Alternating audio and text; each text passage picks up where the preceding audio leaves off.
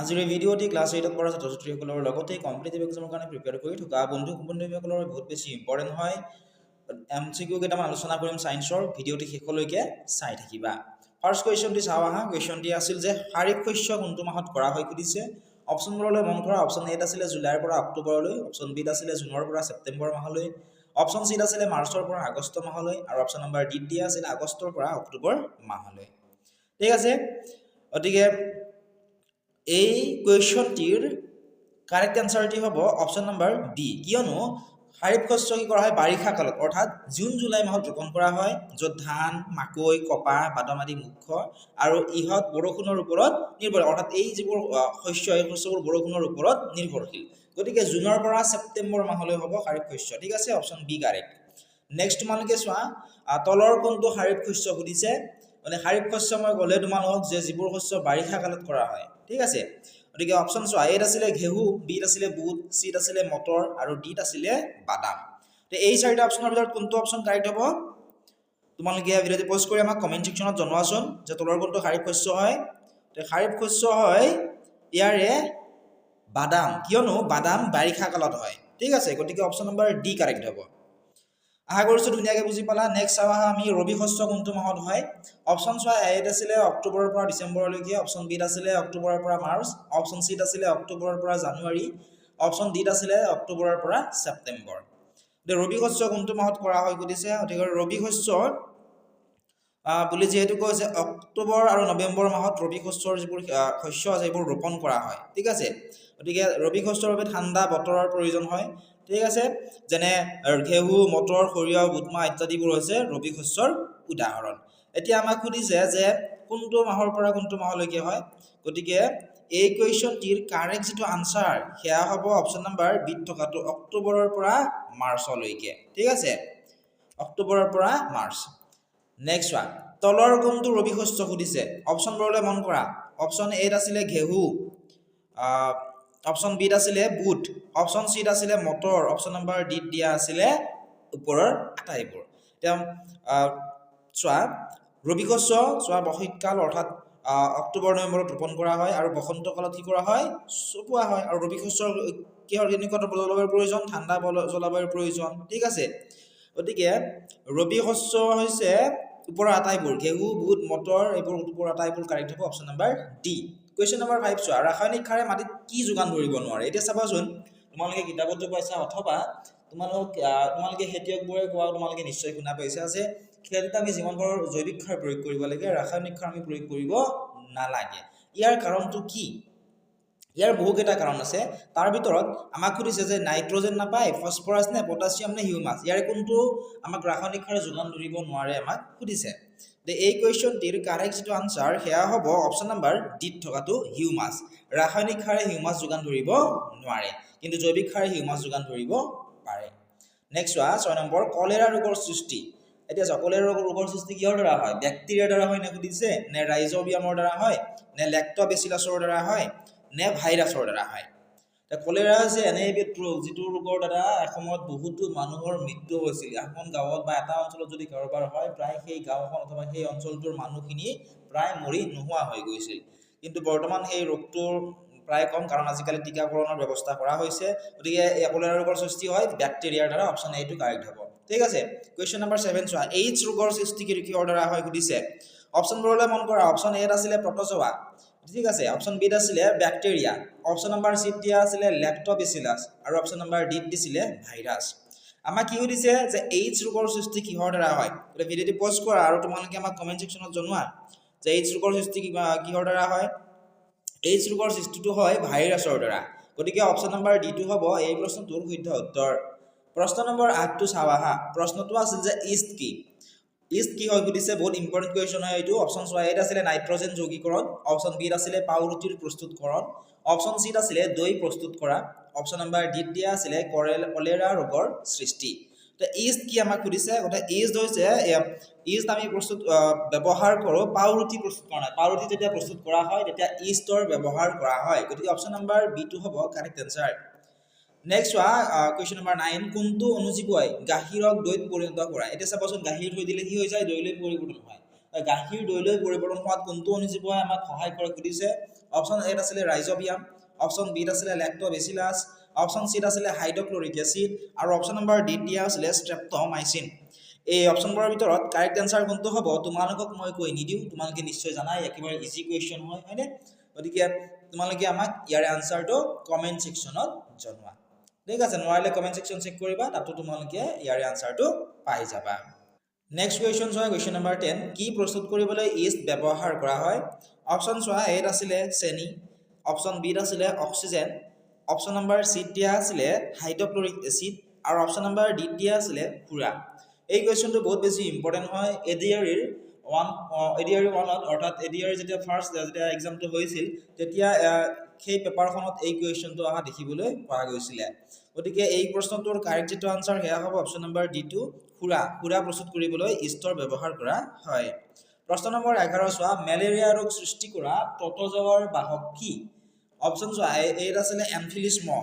Option বিত আছিলে পইতাচোৰা, option number চিত দিয়া আছিলে মাখি আৰু অপশ্যন নম্বৰ ডিত দিছিলে মাইকী এনফিলিছ মহ। ঠিক আছে, মেলেৰিয়া ৰোগ সৃষ্টি কৰা প্ৰটোজোৱাৰ বাহক কি? DHSৰ প্ৰিভিয়াছ ইয়াৰ কুৱেশ্যন পেপাৰত এই কুৱেশ্যনটো আহিছিলে, বহুত বেছি ইম্পৰ্টেণ্ট কুৱেশ্যন হয়। The correct answer টি হ'ব অপশ্যন নম্বৰ ডি থকাটো, মেলেৰিয়া ৰোগ সৃষ্টি কৰা প্ৰটোজোৱাৰ বাহক হৈছে মাইকী এনফিলিছ মহ। কুৱেশ্যন নম্বৰ 12, শৰ্কৰাৰ পৰা সুৰা প্ৰস্তুত হোৱা প্ৰক্ৰিয়া কি বুলি কোৱা হয়? অপশ্যন চোৱা, এত আছিলে নাইট্ৰজেন যৌগীকৰণ, বিত আছিলে খাজ, অপশ্যন নম্বৰ চিত দিয়া আছিলে কিনবন আৰু অপশ্যন নম্বৰ ডিত দিছিলে সংক্ৰমণ। শৰ্কৰাৰ পৰা সুৰা প্ৰস্তুত হোৱা যিটো প্ৰক্ৰিয়া সেই প্ৰক্ৰিয়াটোক কিনবন বুলি কোৱা হয়। গতিকে অপশ্যন নম্বৰ চিটো হ'ব এই প্ৰশ্নটোৰ কাৰেক্ট আনচাৰ। নেক্সট চোৱা, কুৱেশ্যন নম্বৰ 13, কুৱেশ্যনটি আছিল যে এণ্টিবায়'টিক প্ৰস্তুত কৰিবলৈ কি ব্যৱহাৰ কৰা হয়? অপশ্যন এত আছিলে ভিনেগাৰ, অপশ্যন নম্বৰ বিত দিয়া আছিলে উদ্ভিদৰ, অপশ্যন নম্বৰ চিত দিছিলে ইষ্ট আৰু অপশ্যন নম্বৰ ডিত দিছিলে বিভিন্ন অণুজীৱ। তো এণ্টিবায়'টিক যে আমি ব্যৱহাৰ কৰোঁ, ধৰা আমাৰ বেমাৰ হ'লে আমি ফাৰ্মাচীত বা ডক্টৰৰ ওচৰলৈ গ'লে ডক্টৰে আমাক কি পৰামৰ্শ দিয়ে? এণ্টিবায়'টিক ল'বলৈ আমাক পৰামৰ্শ দিয়ে। গতিকে এণ্টিবায়'টিক প্ৰস্তুত কৰিবলৈ কি ব্যৱহাৰ কৰা হয় সুধিছে। এণ্টিবায়'টিক প্ৰস্তুত কৰিবলৈ বিভিন্ন অণুজীৱ ব্যৱহাৰ কৰা হয়, যিয়ে আমাৰ সেই বেমাৰটোৰ লগত মোকাবিলা কৰি আমাক সুস্থ কৰি ৰখাত সহায় কৰে। গতিকে অপশ্যন নম্বৰ ডি কাৰেক্ট হ'ব। প্ৰশ্ন নম্বৰ 14 চাওঁ আহা, প্ৰশ্নটো আছিল যে এণ্টিবায়'টিকনো কি হয়? বহুত বেছি ইম্পৰ্টেণ্ট কুৱেশ্যন হয়। অপশ্যন চোৱা, অপশ্যন এত আছিলে যিবোৰ ঔষধে বেমাৰ সৃষ্টি কৰি অণুজীৱবোৰক ধ্বংস কৰে অথবা সিহঁতৰ বৃদ্ধিত বাধা জন্মায়। অপশ্যন বিত আছিলে এণ্টিবায়'টিক কেৱল অৰ্হতা সম্পন্ন ডাক্তৰৰ পৰামৰ্শ লৈ গ্ৰহণ কৰিব লাগে। এনেকুৱা ধৰণৰ অপশ্যনবোৰ দিয়া আছিল। এতিয়া আমাক কি সুধিছে চোৱা, তোমালোকে বাকীকেইটা অপশ্যন ইগন'ৰ কৰা, আমাক প্ৰশ্নটো কি সুধিছে? আমাক সুধিছিল যে এণ্টিবায়'টিকনো কি হয়? গতিকে এণ্টিবায়'টিক হৈছে যিবোৰ ঔষধে বেমাৰ সৃষ্টিকাৰী অণুজীৱবোৰক ধ্বংস কৰে অথবা সিহঁতৰ বৃদ্ধিত বাধা জন্মায়, সেয়াই হৈছে এণ্টিবায়'টিক। গতিকে অপশ্যন নম্বৰ এটো হ'ব এই প্ৰশ্নটোৰ কাৰেক্ট আনচাৰ। ঠিক আছে, নেক্সট চোৱা, কুৱেশ্যন নম্বৰ 15, কুৱেশ্যনটো আছিল যে ইনফ্লুৱেঞ্জা ৰোগ কিহৰ দ্বাৰা হয়? অপশ্যন চোৱা, এত আছিলে ভাইৰাছৰ দ্বাৰা, অপশ্যন নম্বৰ বিত আছিলে বেক্টেৰিয়াৰ দ্বাৰা, নেক্সট চোৱা অপশ্যন নম্বৰ চিত দিয়া আছিল প্ৰটোজোৱাৰ দ্বাৰা আৰু অপশ্যন নম্বৰ ডিত দিছিলে ওপৰৰ এটাও নহয়। ইনফ্লুৱেঞ্জা যিটো ৰোগ সেই ৰোগটো হয় ভাইৰাছৰ দ্বাৰা। গতিকে এই কুৱেশ্যনটিৰ অপশ্যন নম্বৰ এটো হ'ব কাৰেক্ট আনচাৰ। এতিয়া চাওঁ আহা প্ৰশ্ন নম্বৰ 16, প্ৰশ্নটো আছিল যে গ্ৰহণী বেমাৰ কোনটো ৰোগৰ দ্বাৰা হয়? গ্ৰহণী যিটো ৰোগ বা বেমাৰ সেইটো কোনটো ৰোগৰ দ্বাৰা হয়? বেমাৰটো কোনটো ৰোগৰ দ্বাৰা হয় বা কিহৰ দ্বাৰা হয় সুধিছে। অপশ্যন এত আছিলে প্ৰটোজোৱাৰ দ্বাৰা, অপশ্যন নম্বৰ বিত দিয়া আছিলে বেক্টেৰিয়াৰ দ্বাৰা, অপশ্যন চিত দিছিলে ভাইৰাছৰ দ্বাৰা আৰু অপশ্যন নম্বৰ ডিত দিয়া আছিলে ভেঁকুৰৰ দ্বাৰা। গ্ৰহণী যিটো বেমাৰ, এই গ্ৰহণী বেমাৰটো প্ৰটোজোৱাৰ দ্বাৰা হয়। গতিকে অপশ্যন নম্বৰ এটো হ'ব এই কুৱেশ্যনটিৰ কাৰেক্ট আনচাৰ। প্ৰশ্ন নম্বৰ 17 চাওঁ আহা, কিনবন অৰ্থাৎ ফাৰ্মেণ্টেশ্যন কোন চনত আৱিষ্কাৰ কৰা হয়? অপশ্যন চোৱা, কাছিমিৰ ফ্ৰাংকে আৱিষ্কাৰ কৰিছিল 1912 চনত, অপশ্যন বিত দিয়া আছে লুই পেষ্টিয়াৰে 1857 চনত, অপশ্যন চিত দিয়া আছিলে আলেকজেণ্ডাৰ ফ্লেমিঙে 1928 চনত, অপশ্যন ডিত দিয়া আছিলে উইলিয়াম গ্ৰিনাৰে 1846 চনত। কিনবন কোন চনত আৱিষ্কাৰ কৰা হৈছিল বা কোনে আৱিষ্কাৰ কৰিছিল? কিনবন আৱিষ্কাৰ কৰিছিলে 1857 চনত লুই পেষ্টিয়াৰে। গতিকে অপশ্যন নম্বৰ বিটো হ'ব এই প্ৰশ্নটোৰ কাৰেক্ট আনচাৰ। প্ৰশ্ন নম্বৰ 18 চোৱা, প্ৰশ্নটো আছিল যে তলৰ কোনটো এণ্টিবায়'টিক হয়? অপশ্যন চোৱা, এত আছিলে ষ্ট্ৰেপ্ট'মাইচিন, অপশ্যন বিত আছিলে টেট্ৰাচাইক্লিন, অপশ্যন চিত আছিলে এৰিথ্ৰ'মাইচিন আৰু অপশ্যন নম্বৰ ডিত দিয়া আছিলে ওপৰৰ আটাইবোৰ। ইয়াৰে কোনটো এণ্টিবায়'টিক হয় সুধিছে। গতিকে এণ্টিবায়'টিক কোনটো হয় যিহেতু সুধিছে, অপশ্যন নম্বৰ ডিটো কাৰেক্ট হ'ব, ওপৰৰ আটাইবোৰে হৈছে এণ্টিবায়'টিক। নেক্সট কুৱেশ্যন চোৱা তোমালোকে কুৱেশ্যন নম্বৰ 19 কুৱেশ্যনটো আছিল যে বসন্ত ৰোগৰ প্ৰতিষেধক চিটা কোনে আৱিষ্কাৰ কৰিছিল অপচন চোৱা এত আছিলে এলবাৰ্ট ক্লেমেট 1921ত আৱিষ্কাৰ কৰিছিল অপচন বিত আছিলে কেমিল গ্ৰীন 1922ত অপচন চিত আছিলে আলেকজাণ্ডাৰ ফ্লেমিং 1929 অপচন ডিত দিয়া আছিলে এডৱাৰ্ড জেনাৰ 1798 এটা বসন্ত ৰোগৰ যেটো প্ৰতিষেধক চিটা ইয়াৰে কোনে আৱিষ্কাৰ কৰিছিল এই আৱিষ্কাৰ কৰিছিল এডৱাৰ্ড জেনাৰে 1798 চনত গতিকে অপচন নাম্বাৰ ডি টু হ'ব এই প্ৰশ্নটোৰ কাৰেক্ট আনসাৰ আৰু সেই চিটাবোৰ আমাক কি কৰে সৰুতে আমাক দি দিয়ে ফলত আমাৰ তেনেকুৱা ধৰণৰ বেমাৰবোৰৰ পৰা আমি হাত সাৰি থাকিব পাৰো এতিয়া চোৱা তোমালোকে কুৱেশ্যন নম্বৰ 20 কুৱেশ্যনটো আছিল যে কোনে এন্থ্ৰাক্স ৰোগ কৰা বেক্টেৰিয়া আৱিষ্কাৰ কৰিছিল এন্থ্ৰাক্স ৰোগ আছে এই ৰোগটো কৰা বেক্টেৰিয়া কোনে আৱিষ্কাৰ কৰিছিল অপচন চোৱা এত আছিলে ৰবাৰ্ট কোকে 1876 চনত অপচন বি দিয়া আছিলে উইলিয়াম গ্ৰিনাৰে 1835 চনত অপচন সি দিয়া আছিলে ডক্টৰ বৰিছ ব্লুমবাৰ্গ 1962 চনত অপচন ডি দিয়া আছিলে এলবাৰ্ট ক্লেমেট 1908 চনত ওদিকে এন্থ্ৰাক্স যেটো ৰোগ সেই এন্থ্ৰাক্স ৰোগটোৰ বেক্টেৰিয়া আৱিষ্কাৰ কৰিছিল ৰবাৰ্ট কোকে 1876 চনত প্ৰশ্ন নম্বৰ 21 চোৱা প্ৰশ্নটো আছিল যে বজ্ৰপাতে কি গ্যাস নিৰ্গত কৰে বা বজ্ৰপাত যেতিয়া হয় অৰ্থাৎ ধুমুহা বতাহ যেতিয়া দিয়ে বা ঢেৰেকনি দিয়ে তেতিয়া কি হয় বজ্ৰপাত হয় সেই বজ্ৰপাত হলে এবিধ গ্যাস নিৰ্গত হয় গ্যাস বিধৰ নাম কি হয় সুধিছে অপচন চোৱা এত আছিলে নাইট্ৰজেন গ্যাস অপচন বি আছিলে সালফাৰ ডাই অক্সাইড অপচন সি আছিলে কাৰ্বন মনক্সাইড অপচন ডি দিয়া আছিলে হাইড্ৰকাৰ্বন বজ্ৰপাতে কি গ্যাস নিৰ্গত কৰে বজ্ৰপাত হলে নাইট্ৰজেন গ্যাস নিৰ্গত হয় বা নিৰ্গত কৰে প্ৰশ্ন নম্বৰ 22 চোৱা মৃত জন্তুৰ পৰা কি গ্যাস নিৰ্গত হয় অপচন চোৱা এত আছিলে নাইট্ৰজেন গ্যাস অপচন বি আছিলে কাৰ্বন ডাই অক্সাইড গ্যাস অপচন সি দিয়া আছিলে মিথেন গ্যাস আৰু অপচন ডি দিয়া আছিলে প্ৰপেন যেতিয়া মৃত কোনো এটা বস্তু বা জীৱ-জন্তু এটা যেতিয়া মৰি যায় মৰাৰ পিছত এই মৰা জন্তুটোৰ পৰা কি গ্যাস নিৰ্গত হয় বুলিছে ইয়াৰ উত্তৰটো মই তোমালোক কৈ নিদিও তোমালোকে আমাক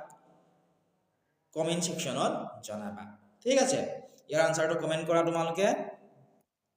আৰু ইয়াৰে সম্পূৰ্ণ ভিডিঅ'সমূহ পাবলৈ তোমালোকে এতিয়া ডেসক্ৰিপচনত দিয়া লিংকত ক্লিক কৰা আৰু আমাৰ এপটো ডাউনলোড কৰি লোৱা অধিক জানিবৰ বাবে তোমালোকে আমাক WhatsAppত মেছেজ কৰি সুধিব পাৰিবা কমেন্ট সেকশন আৰু ডেসক্ৰিপচনত তোমালোকে আমাৰ WhatsApp নম্বৰো পাই যাবা